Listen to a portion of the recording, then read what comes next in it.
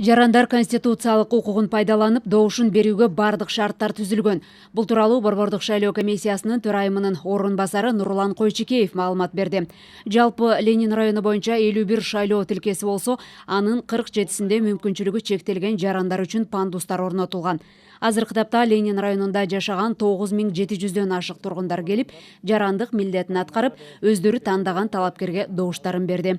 Учурда келип түшкөн арыздар боюнча да териштирүү иштери жүрүп жатат. Бардык шайлоо тилкелеринде коопсуздукту сактоо максатында тартип коргоо органдарынын өкүлдөрү күзөттө турушат. Шайлоо өнүктүгү боюнча бардык ыкмалар электрондоштурулган, системаны өзгөртүү мүмкүн эмес. Ошондуктан Борбордук шайлоо комиссиясы Ленин районундагы жалпы жарандарды шайлоого активдүү катышууга чакырат. Биздин жарандарга, биздин шайлоочуларга ушул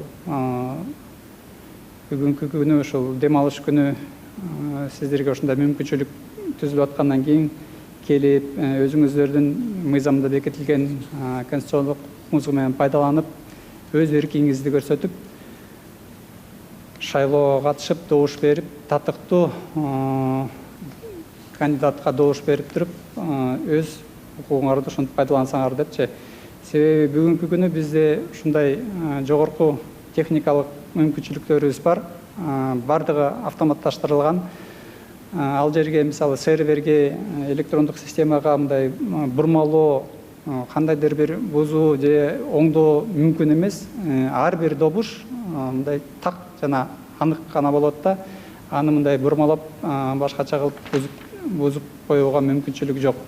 Ошон үчүн ар бириңиздердин берген добушуңар мааниге ээ болот. Жана сиздер ушул мүмкүнчүлүктөн пайдаланып, өзүңөрдүн эркиңерди билдирип, добуш берип, шайлоого катышып кетиңиздер деп ишенебиз.